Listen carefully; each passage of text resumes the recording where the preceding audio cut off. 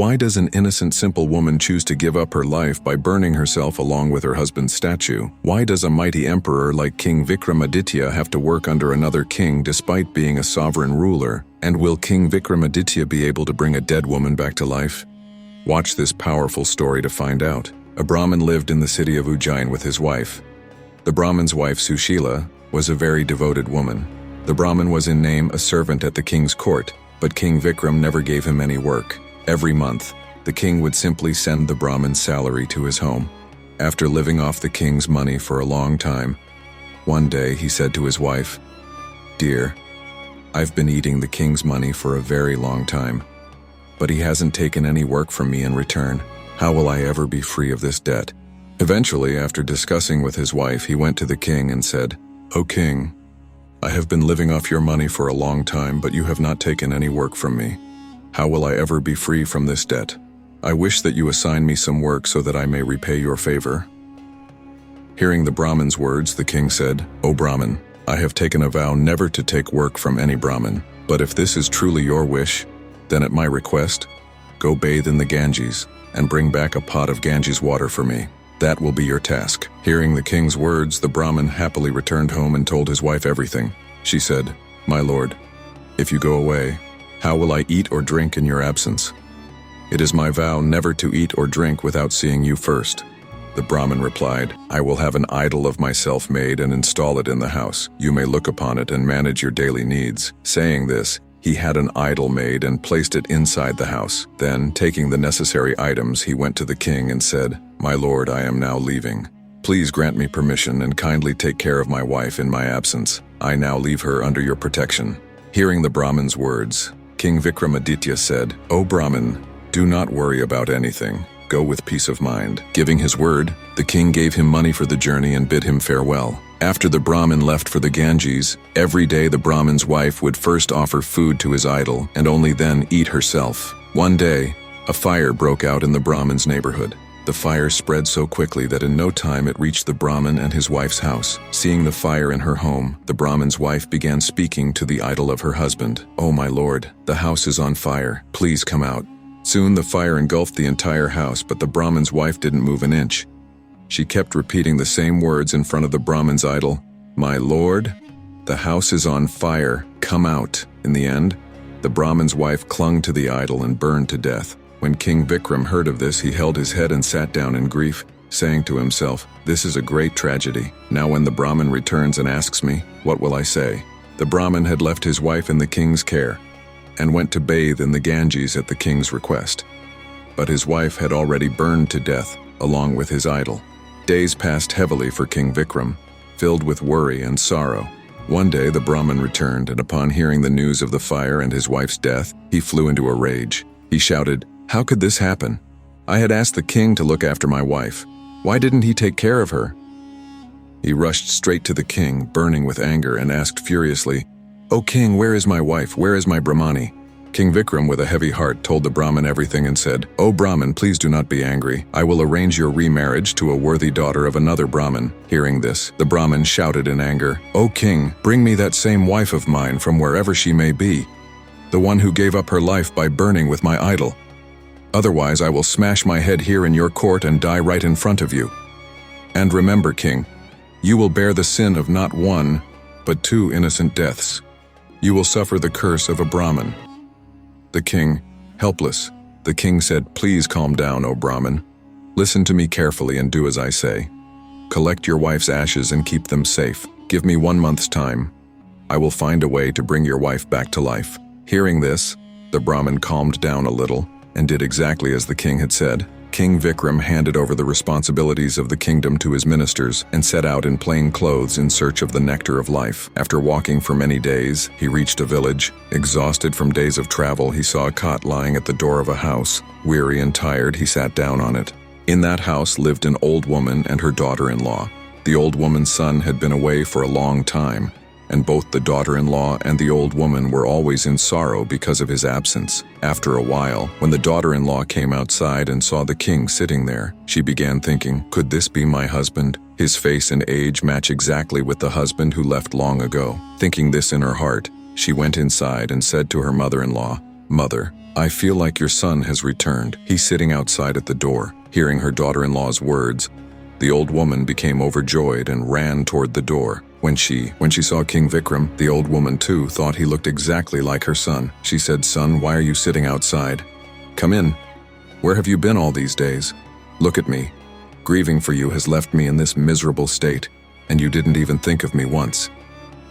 Hearing the old woman's words, King Vikram was startled and thought, "Oh God, what new trouble has fallen upon me now?" He said to the old woman, "Mother, I am not your son, but tell me about your son. I will try my best to help you meet him." The old woman, crying, began telling the king her story. "When my son was 12 years old, he got married. Just a few days after the wedding, he went away somewhere. It's been almost 20 years now, and there has been no news of him. He has still not returned. His poor wife has withered away in worry." The king asked, "Old mother, do you know anything about him, or where he might be?" The old woman replied, "I've heard from some people that in the southern direction, there is a king named Virsan who donates 1.25 mons of gold to the poor every day. My son, Durjan, works in that king's palace." Then Vikramaditya said, "Old mother, don't worry about anything now. If God wills, your son will soon come and meet you." Saying this, King Vikram set off toward the southern direction.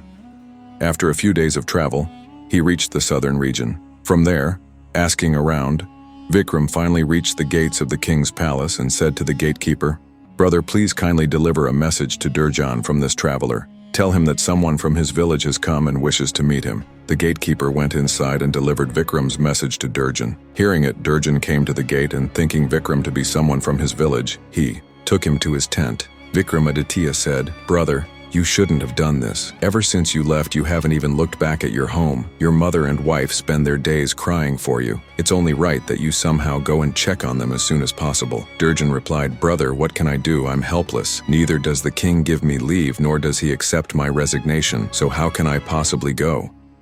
Vikram said, "Don't worry about that. I will work in your place."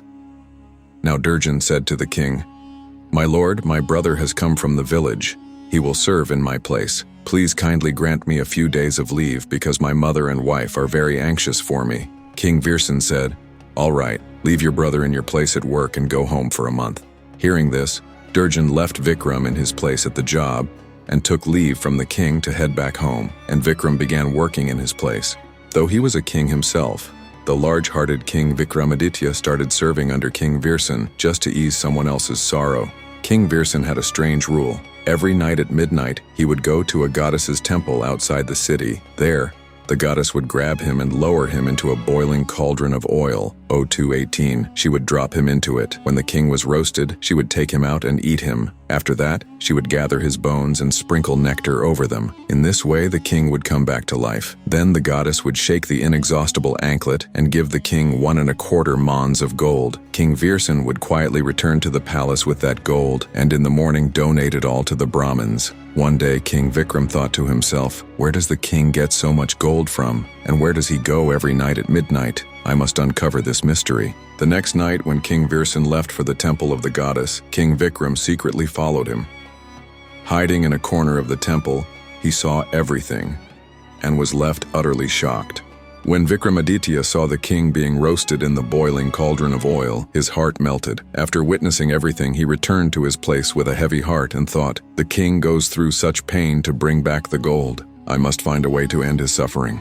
King Vikram went to the market and bought all kinds of dry fruits, fragrant items, and various spices. When midnight approached, Vikramaditya took a knife and cut open parts of his own body, filling the wounds with the dry fruits and spices. Enduring unbearable pain, he silently went to King Virsan's chamber and from his pocket took out a magical seed, took it out, and gave the command, "Until I return, keep King Virsan in such a daze that he doesn't regain consciousness." Then he himself went to the goddess's temple in place of King Virsan. When Vikram reached the temple, the goddess, starving with hunger, grabbed him and immediately threw him into the cauldron.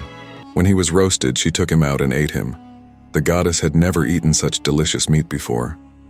Every day she used to roast and eat Virsan and then bring him back to life. There was nothing left in King Virsan's flesh worth savoring. But today, when she tasted the fresh, healthy body of Vikramaditya, filled with all kinds of spices and dry fruits, as she ate, Every part of her being was filled with joy. The delicious meat made her extremely happy and fully satisfied. As usual, she gathered the bones, took out the nectar from the pot, and sprinkled it over them. In the very next moment, King Vikram came back to life. Then the goddess said, "I've never eaten such tasty flesh before. Today I am very pleased with you. Ask for whatever you want, anything at all." Vikram said, "O mother, I wish to ask you for 3 boons." The goddess, delighted, replied, "Granted, you may ask for 3 boons. What do you desire?" Then Vikram said, "For the first boon, I want your pot of nectar. For the second, I want your inexhaustible anklet." These 2 boons. After asking for these, Vikram thought, if I take the nectar and the goddess roasts the king as she usually does, how will she bring him back to life without the nectar? So, for the 3rd boon, he thought, if the goddess no longer remains here, then there will be no danger to the king's life. Thus, for the 3rd boon, he asked the goddess to leave that place. With all 3 boons granted, the goddess departed. King Vikram returned with the nectar pot and the inexhaustible anklet. He quietly picked up his magical seed from beside the sleeping King Virsan. A little while later, when Virsan woke up and saw the time, he panicked and rushed toward the temple. When he reached there, he saw that there was no one there. The cauldron, too, was only half full. Seeing this, he became very anxious and thought to himself, "From where will I give gold in the morning? People will say that the king has gone bankrupt, that there's no wealth left in the treasury." Thinking like this, he returned home and collapsed onto his bed. Worry kept him awake the entire night. He tossed and turned until morning. At dawn, beggars began calling out, "O king, the morning has come. Please take your seat on the throne and give your offerings." Hearing the beggars call out, the king was filled with deep sorrow. Outside the palace, beggars were shouting. The king, drowned in shame and sorrow, listened to their voices. Seeing the king submerged in grief, Vikram said, "O great king, why are you hesitating? Why are you not donating the gold?" Virsan then narrated everything from beginning to end to Vikram and said, "If today this Brahmin community turns away, it will be a great injustice." Then King Vikramaditya gave the Akshaya Janjar, the eternal anklet, to King Virsan and said, "Here, take this. Distribute from it. You no longer need to go anywhere. Keep it with you." Seeing the Akshaya Janjar, King Virsan asked in astonishment, "How did this anklet come into your possession?" Vikramaditya told the king the entire story. After hearing everything, King Virsan fell at Vikramaditya's feet and said, "You are truly blessed, my friend. Who are you?" Then King Vikram said, "I am Vikramaditya, the king of Ujjain. I was in search of the nectar of life when I came across Durjan's mother along the way. She was in terrible condition due to separation from her son. After meeting her, I came here to make Durjan aware of his mother's suffering." Then Virsan said, "You are truly noble, O king. Just as I had heard of you, so have I found you to be." Vikram handed over the anklet to Virsan, took his leave, and began his journey back to his kingdom. The month was now complete, 0108. The promised time was almost up. As per his word, King Vikramaditya returned to the city of Ujjain. He called the Brahmin and asked him to bring his wife's ashes. As soon as the king sprinkled nectar on them, the Brahmin's wife rose back to life. With tears of joy in his eyes, the Brahmin fell at King Vikramaditya's feet, thanked him, and apologized for his earlier harsh behavior. Vikramaditya was not just a great warrior or ruler. He never hesitated to risk his own life to ease the suffering of others. His quest for the elixir of life, his resolve to reunite a grieving Brahmin family, and his unique solutions to solve King Virsan's dilemma all reflect that a true king always thinks for the well-being of his people. In conclusion, when we genuinely strive to help someone with a pure heart, no matter how difficult the task may be, the Almighty opens new paths for us. Thank you all from the bottom of our hearts for watching this story till the end.